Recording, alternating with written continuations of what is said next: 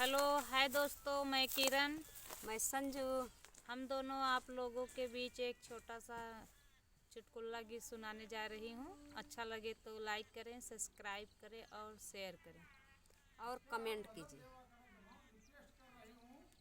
श्याम मन मोहिली है बंसी बजाई के, श्याम मन मोहिली है बंसी बजाई के,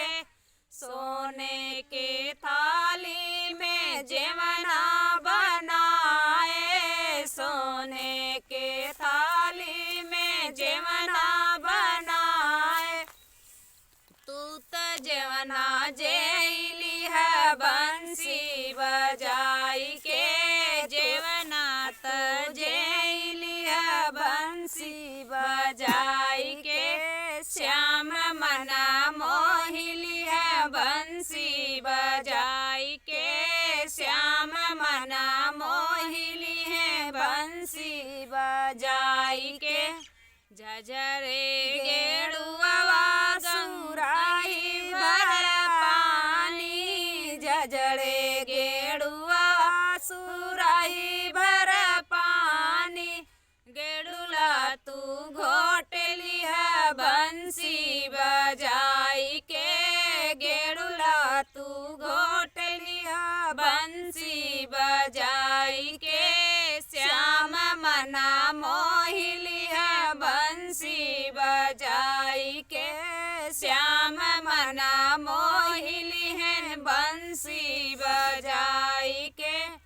खैरा सो पाड़ी लची बीरा जोराए,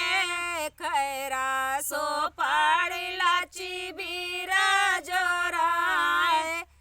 बीरवा तू कूचली है बंसी बजाई के, बीरवा तू कूचली है बंसी बजाई के,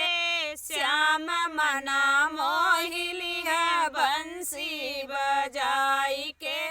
श्याम मना मोहिली है बंसी बजाई के,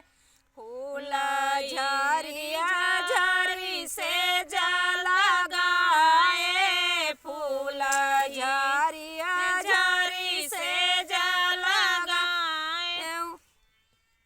से जिया तू लेट लिया बंसी बजाई के, से जिया तू लौट लिया बंसी बजाई